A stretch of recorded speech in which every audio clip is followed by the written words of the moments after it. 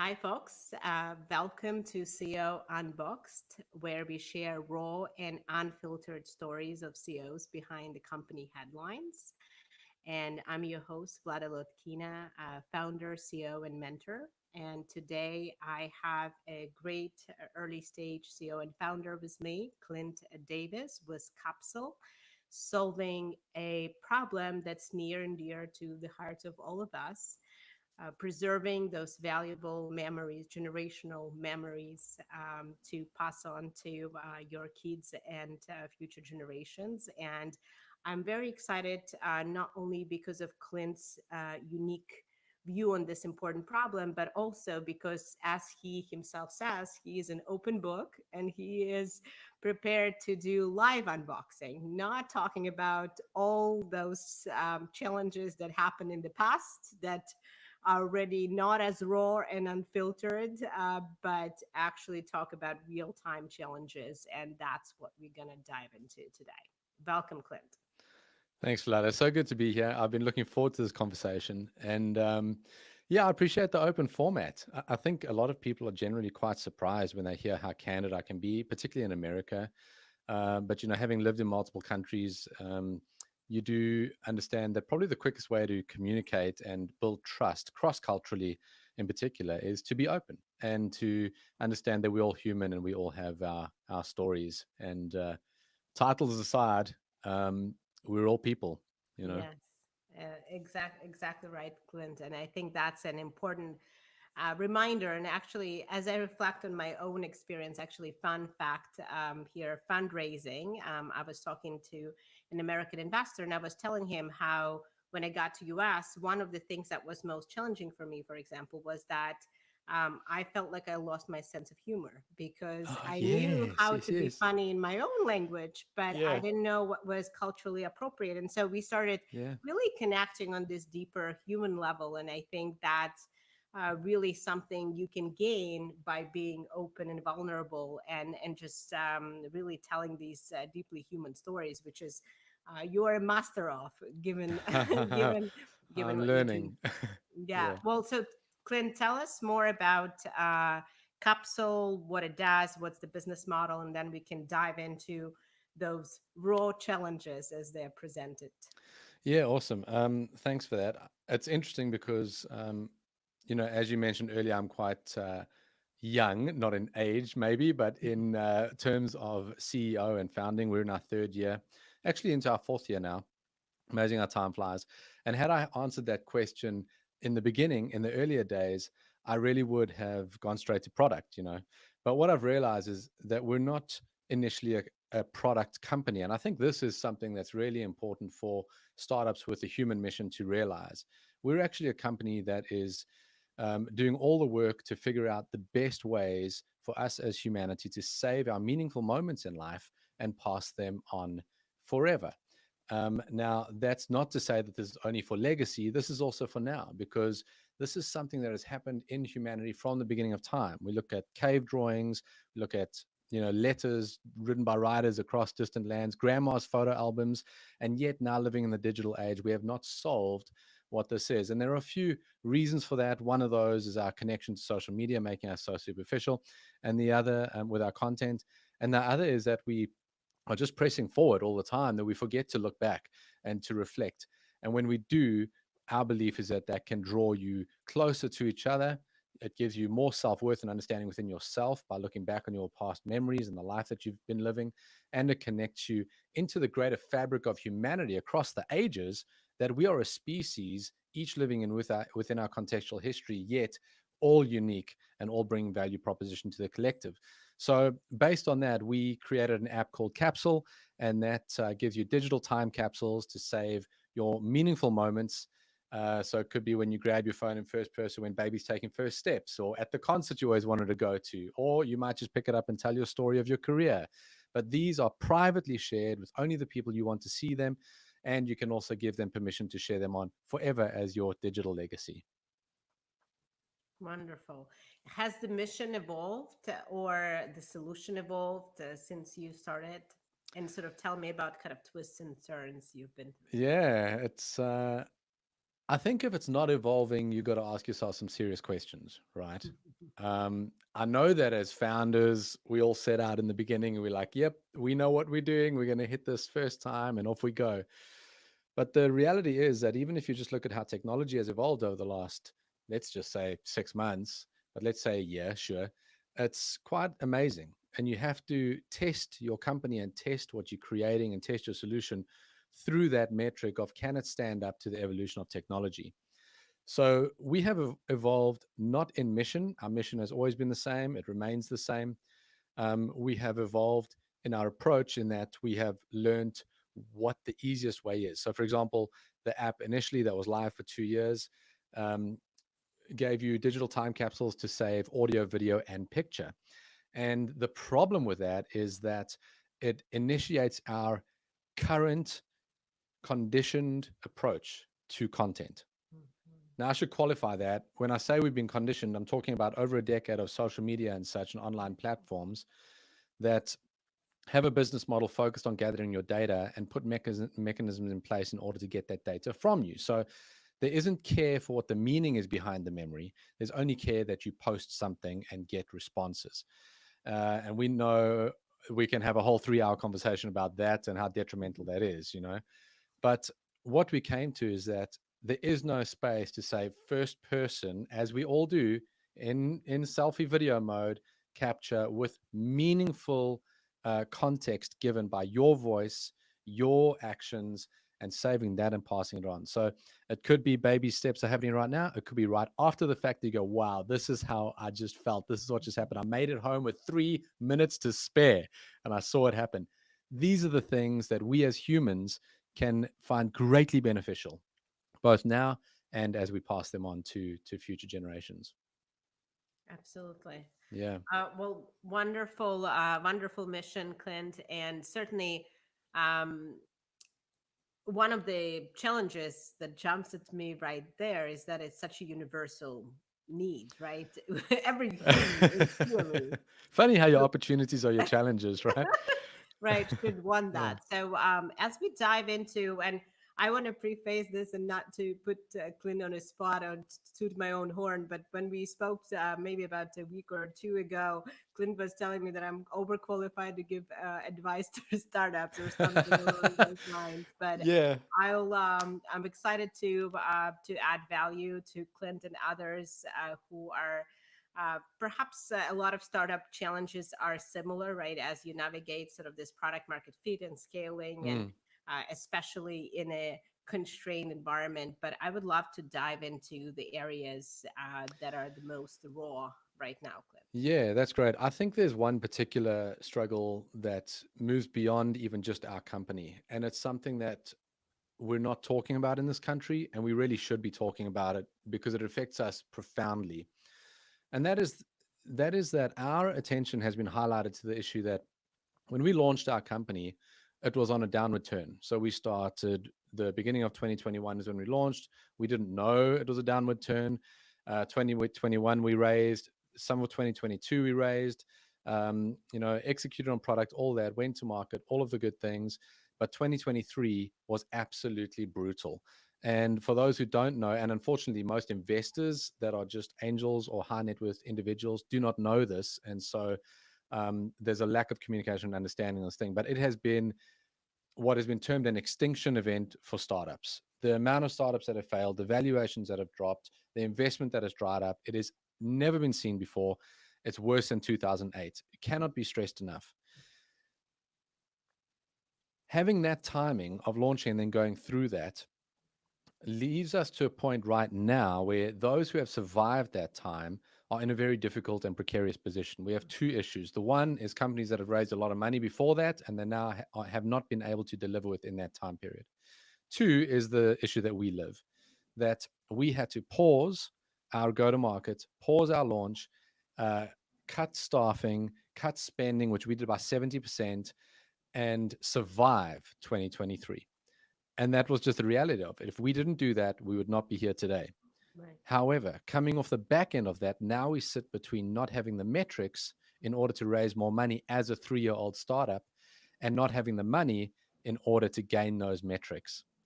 And so, Vlada, you've got a lot more experience than me. You've been, down the road. You've exited. You've gone the whole journey. Have you ever seen anything like this before? Can you relate to it in your journey? And how do we solve something like that? Because it just seems like certainly institutional investors are still very, very tight on what they want to see. Their model hasn't changed. Yes. And let me add to it, sorry, one more thing, is that if we don't solve this problem, we are literally throwing away 3 years of innovation. 3 years of startups that are feeling left out in the cold will be absolutely left behind. And that's why I say that this is an important thing to address as a nation, because this impacts the overall congruent growth of startups and innovation in our country.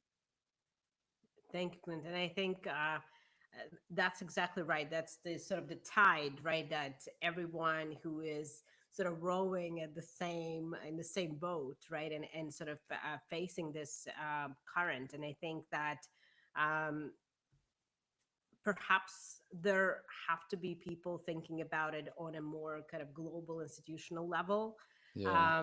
And so we remember back through pandemic, right, there were things like some forgiveness programs, SBA loans and things like that, that were a resource. I'm not aware of programs like this at this time, but there is certainly I am a believer in worrying what you can control, right? Because at the end of the day, that's all you've got is Yeah, that's what great. are Yeah. these levers in your control, while Yeah. others can decide whatever things that might benefit you, and then you'll sort of jump on that train.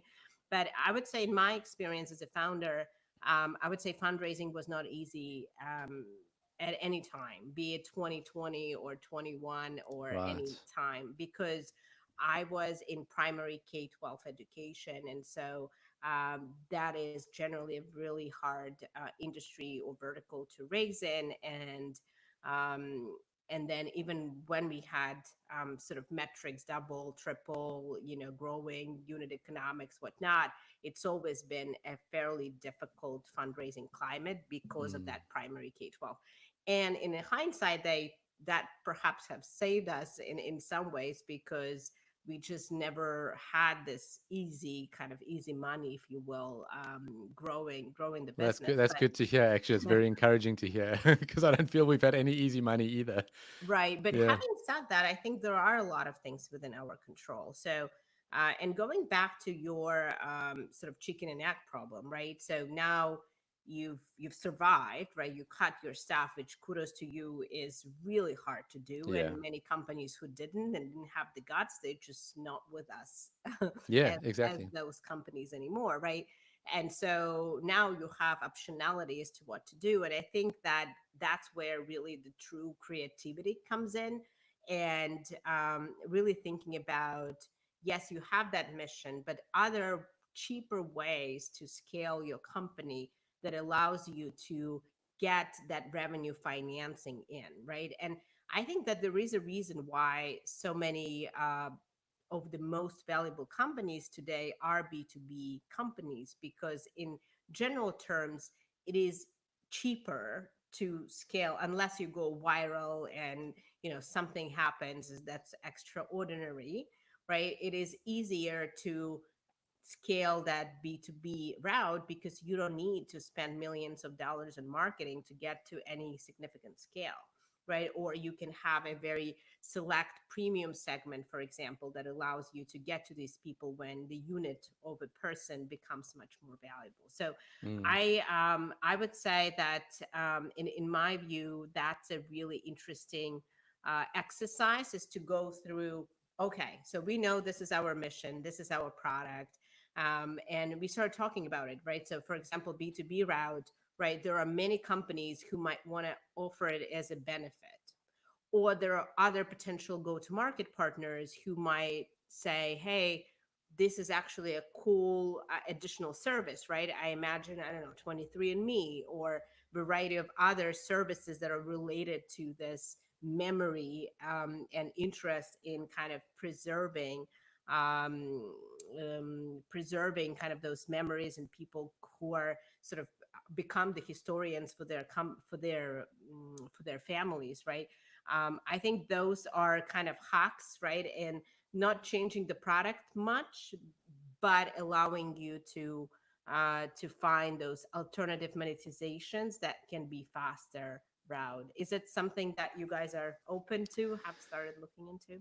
Yeah, we've considered it. And, with the right partner, yes. I think we're not in a very strong position right now to bring to that partnership, in the sense that what we thought was going to be the final product ended up being the MVP because of what we learned, and also because of how quickly tech moved. So we find ourselves in a position where we've made the decision to rebuild the app from the ground up, because what's the point if you carry all this code that is not related to the final product? It just becomes messy, and we know that we need a foundation that we can execute our AI roadmap on as well. So we find ourselves in a place where we're kind of like founding for a second time now.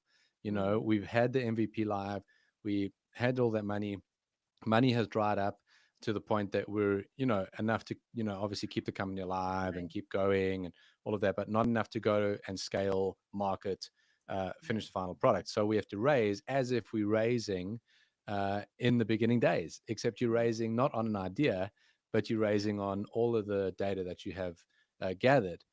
I right. think the real interesting thing is there's kind of two questions in there. The one is partnership, which I think partnerships are fantastic, and we would absolutely be open to those, because that is one of the key ways that startups are surviving right now, is finding the right partnerships. And I think, our philosophy with all of the people that we work with and all the other companies we work with is that we win together, we lose together. And so we like those relationships.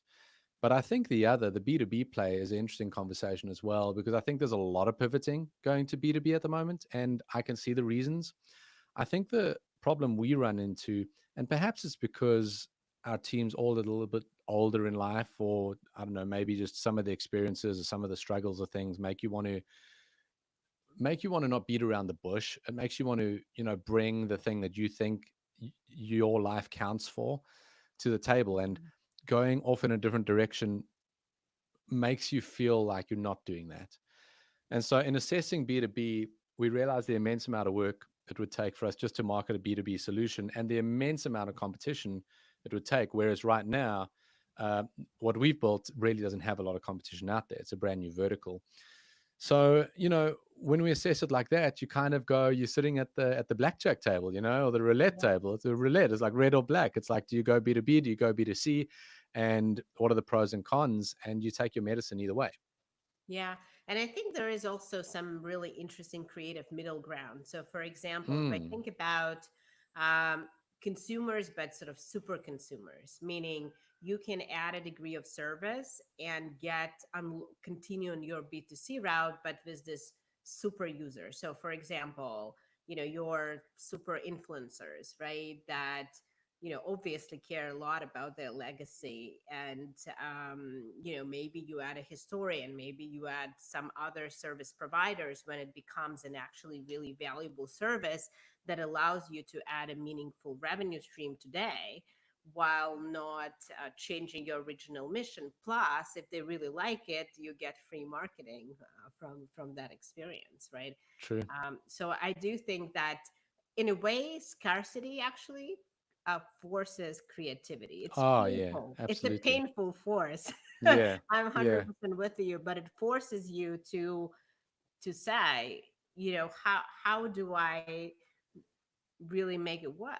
yeah, absolutely. It's gold. It's those moments that you look back on life where you would never want to go through it again. You know, you would never want to send anybody through it, but you also know that what it did for you is so profound that you actually can't continue or reach the level that you want to reach without it. It's a very westernized thought to consider that the foundation of human life is comfort.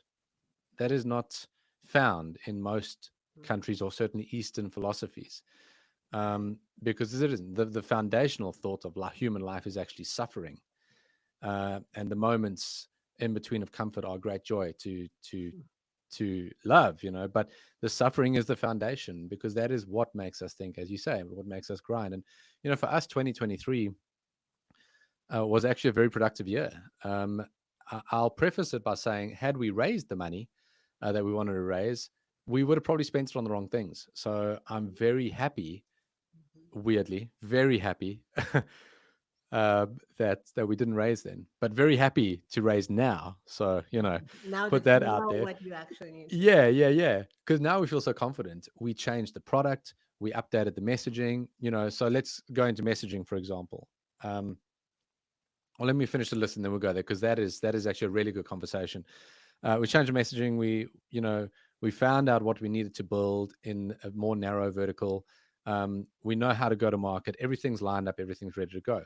Now, in this interim period, we've had a great time to clean house, sort out cap tables properly, all of that stuff, and now we're really ready to go. So these are the types of companies that investors should be looking for, is ones that have had this learning. The team has taken ownership through a very difficult time, built a lot of resilience, has stayed true despite not having salaries and a great personal discomfort and expense, have stuck with the mission. These are the ones that need investment to save innovation. But when I go back to the messaging, one of the things we discovered that was so massive is that our previous tagline and our approach to market was save your story. Right. And it was really nice. It rolled off the tongue. It was very pretty and it looked nice. SYS. It's really cool. But what we realized is that in our conditioning of content, as soon as we upload a picture, we consider the conditioning without even being aware of it to interact with that content as we do on Instagram or Facebook. A very superficial way, a airplane window, a foamy coffee, anything like that. But it's not you. It's not your moment. It's not your thoughts. It's not your experience, your wisdom, your insight. It's not the moment. You might look back on it one day. You likely won't. And you won't gain much from it when you do. Right. So we realized Save Your Story positioned the user up front to do a lot of work and have an immediate hurdle right in front of them. And that hurdle was, how am I going to get all my stuff from Facebook onto here? And so as a startup, we started bearing the burden of online predecessors that committed ills to users' data and users' content that we are not doing and refuse to do, but are bearing their sins.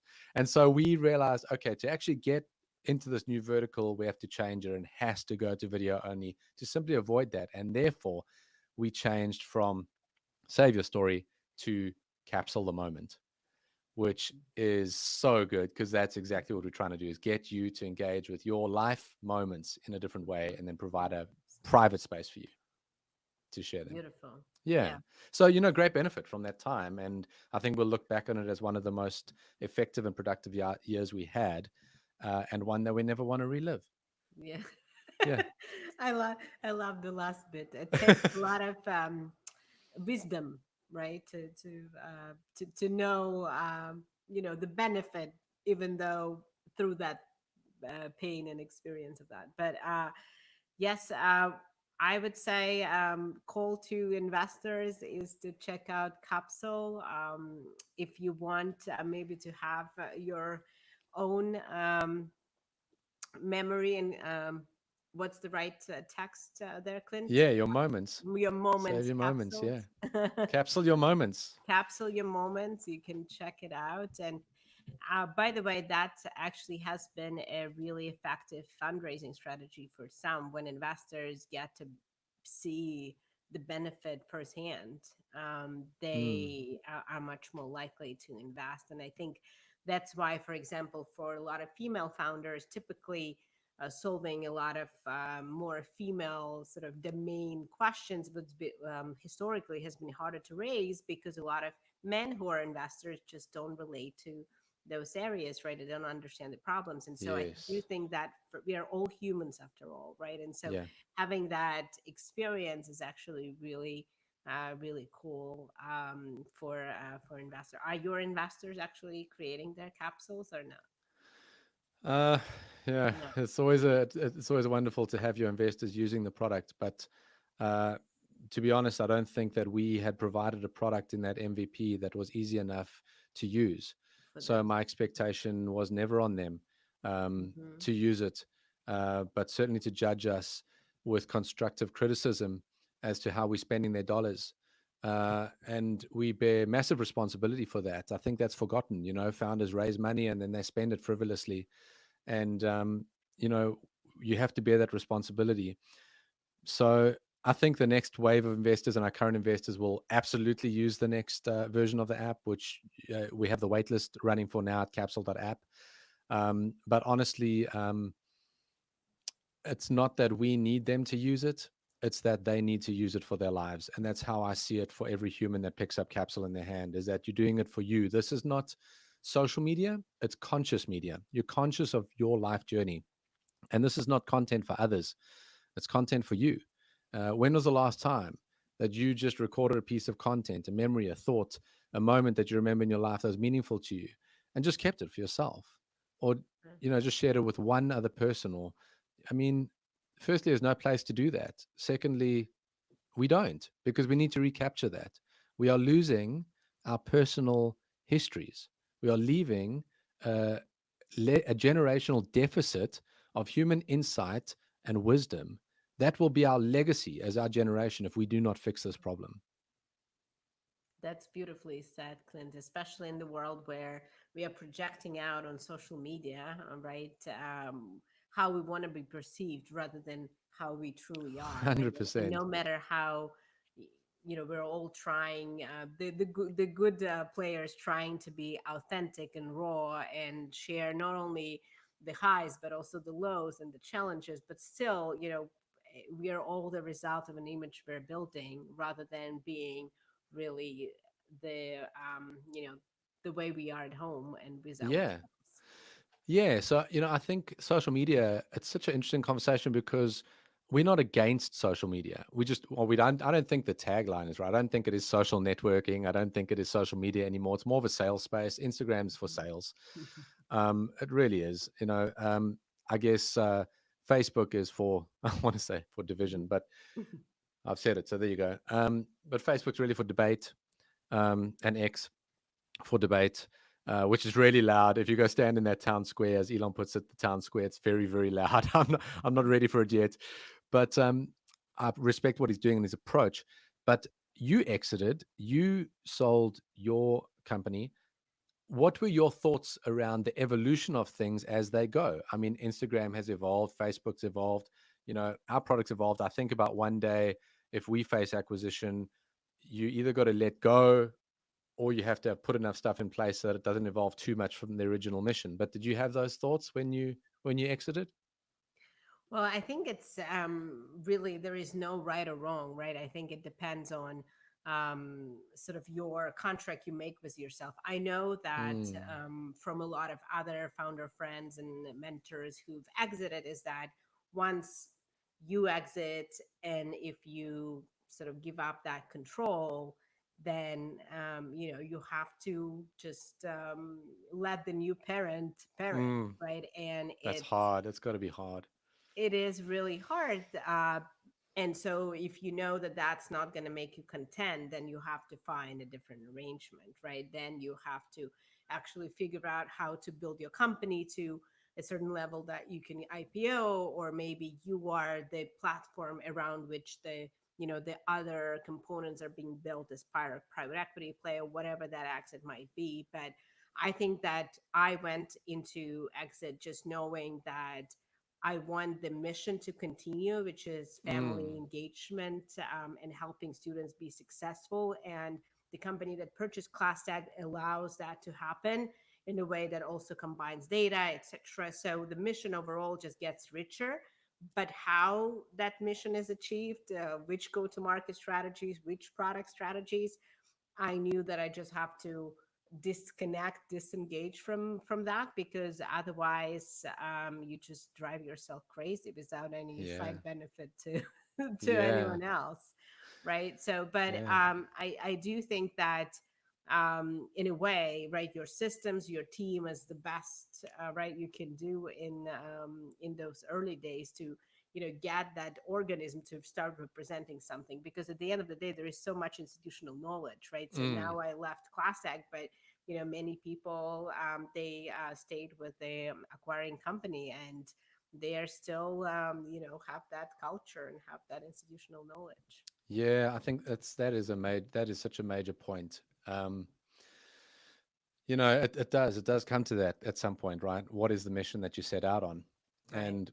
and where is it going to have its best success? How's it going to how's it going to grow? So as you mentioned earlier, yes, partnerships with Ancestry.com, with 23andMe, and the like have always been on our radar because of that very fact, because they would be the right people to bring it at mass.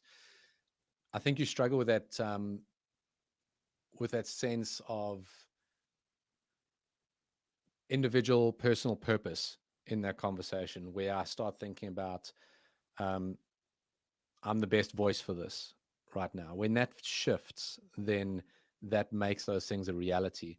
So I tend to lean it away from being a business decision and more towards a more philosophical approach. It's the same kind of approach that I take when I consider B2B. Our product is a B2C product. It is distinctly focused on the individual, and then the small collective on the economy of trust through private sharing. Why would we shift on a B2B play just to fund that? If it's going to work, it's got to work in a B2C space. And I totally respect and totally understand the other plays, and that would be smarter. It definitely would be smarter for us to do reshape everything, do B2B, get the money from that, turn it over into B2C. I get that. But you know what, Vlada? I'm 44 years old. I have no intention of wasting any time on building something that I don't feel extremely passionate and driven about. And that just isn't it. So then I've got to take my medicine and live with that decision and understand fundraising's harder. You know, Go to market has got to be a lot more focused. You've got to be a lot more intentional about caring for your customers. All of these things. And you just got to find meaning in a slightly more difficult road and realize that everybody has something to say about something, and it's just a cycle going around. This cycle that we have right now where everybody's B2B, yeah, that'll change. And I know it's a powerhouse, but business is changing radically, and so will that cycle, and it'll come back Right. around, and it'll just keep swooning And around like I a. think, Clint, you said something really important, because one thing that a company cannot lack is passion, right, in that mission. And so Mm-hmm. I do think that, maybe let's say more practically minded people would say, hey, let me go make some money here and find a way, right, sort of work around and bend, etc. But if you and your team are not passionate about this, because this battle is so hard, right? Yeah. If you don't have the passion, it's just not going to work, right? You Mm-hmm. have to show up every day and know exactly why you're doing it. Otherwise, what's the point, right? And I think Yeah. that what you're saying is so important, is to have that passion, because that what helps you have your team around you vested Mm-hmm. in that success, right? And be so confident and calm, right, in the storm, in Yeah. the midst of the storm. Yeah. You can't take that away. Yeah, and it's everything that you've gone through that makes you the person you are now and builds the character in you. And then you kind of think, well, if I've gone through all of that and become this person, why would I throw it away? Why wouldn't I just keep going with what I'm doing? And so our story will be a documentary one day, I believe. It'll be it will be very interesting to see that journey in one set piece of how low it actually got. Um, Before. and just that roller coaster, because it's brutal. Because I think um, that's where you remember that you're building something for people. At the end of the day, you're not building something for money. We appreciate our investors. You know, um, we have forecasts of massive ROI for them, and that's fantastic. You want to be a profitable company because you want to have influence in the space that we're in. That's really what it equates to.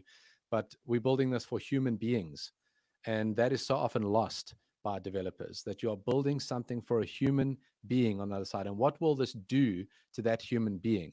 And I'm sure you look at your own life and you realize how far you've grown through the whole process, and probably can't recognize ever becoming this person.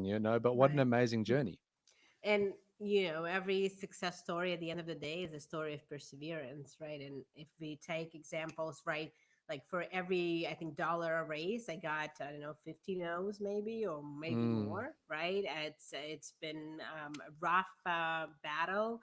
If you take it look at some unicorn companies like Airbnb, right, there are so many stories about how sort of that been rejected, that idea and vision, right? So most companies that actually became something, they have to overcome, and how many actually stop before they can become a success yeah. story. right? You'll Yeah, never and it's know. We'll never know. and you know, it's true. If you've never founded a company, you never know this. To live day to day, not knowing if that day is going to bring the breakthrough that you so desperately need.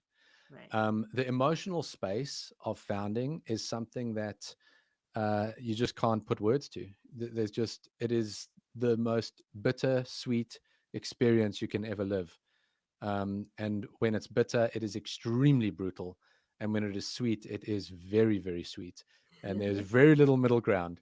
And that The happens highs, hourly, by the yeah, minute, by the second, by the day, by the year. It's rough, but it's it's life. It's good. It's good to live. absolutely. As they say, the highs are high, right, and the lows are low. That's Yeah. exactly what the founder go through on a daily basis. But Clint, I have to say that you are weathering this storm with such poise and such confidence, and um, I imagine and know for a fact that many founders can't be as collected as you are. So, what is your advice, or what helps you be so strong? Yeah. Thank you, Vlada. I appreciate that. Um, I think that there are moments where people see something in you and say something, and we kind of, especially in corporate world, just breeze over it and carry on with the conversation, you know. But I heard that and I felt it and I appreciate it. Thank you. I think the number one is always going to be my marriage. Um, always. I can't. There would be no point in doing this without my wife, and I would not have the guidance and the wisdom and the insight without her. She has truly played a massive role in this, and will bear a massive piece of the success um, in the highs and the lows. So I can't stress enough how important that decision is in life, who your life partner is going to be. Um, I think it helps that I'm founding at a later stage in life. It helps that I've lived in 4 countries. It helps that I grew all of my. I mean, I guess your story is just shaped for what you're meant to become if you'll let it. If you'll be brave enough to follow it. I mean, I grew up in apartheid era South Africa, seeing massive separation under sanctions. Lived in Dubai, then 2008, which is glitzy and glam, and 200 nationalities. Won the green card lottery to come to America at a 0.73% chance. I mean, that's an absolute miracle. Dreamt of it for since my childhood, played baseball for 27 years. That's how much I dreamt of America. Only to be disappointed with where we are as a nation right now. That's just bizarre. But and then was diagnosed with cancer 6 months into the founding journey. So I've lost siblings along the way. There's been a lot of struggle, and I think if you have the right people around you, even just one, and you realize that these struggles um, don't make you, but reveal you in many ways. What do you have? What do you have to put in that tank from this experience to overcome it, to be healthy, to keep your mental space? And so, certainly over the last year or so, I've done a lot of. So I think coming into founding with all of those things, I think that's just really it builds a maturity in you that helps. I haven't always been this composed. I have absolutely been on the roller coaster through these 3 years. But I think, yeah, I don't know. I think you build life to the point where there are no other options. When you're really passionate about something, you kind of throw the other options out the window and go, well, this is it. I want my life to count for something in this area, and off you go. But I've done a lot of mental health training, um, mindset. My wife's a professional mindset coach, so I do sessions with her. Mindset has been absolutely everything. And then just getting into taking the time to exercise properly, to get out and play some golf, be away from work, meditate, you know, um, things like that. I think you've got to find yourself ultimately in the space that you are you and you are comfortable in your skin and you're comfortable with the way you do things. And don't let people dictate that to you too much, because it happens very easily in founding where you think you have to be a certain way. And the reality is that you'll never be happy unless you're yourself. Thank you, Clint. So much wisdom, and as you promised, you are an open book, and I think there is so much to learn for other founders, perhaps um, who are feeling the highs and lows and projecting them outward in the moment, I do agree with you that mindset is everything. And I think what you just said is so profound, that you project what you are, right? You don't, as you said, sort of become who you are, you project out, right? So it's all Mm, inside of you. And I think that that is really key, because having persevered a lot of loss and a lot of challenges, um, I know that all of us are surprised how much capacity to persevere we right. have, Yeah. right? And Yeah. so, to you, Clint, I wish you, of course, the wins in your favor. I am excited to watch your journey, and if you guys have other questions or ways to support this important mission, go to is it Get Capsule. Yeah, so you can head straight to the website capsule.app, CAPSLL. So like a time capsule, but shortened for our short attention spans in our modern age. And you can sign up for the waitlist for Capsule 2.0. And please follow us on Instagram because it is a sales space. And that's why we're there. So capsule.app. Amazing. Thank you, Clint. Thanks, It Vlada. was wonderful having you. Appreciate it.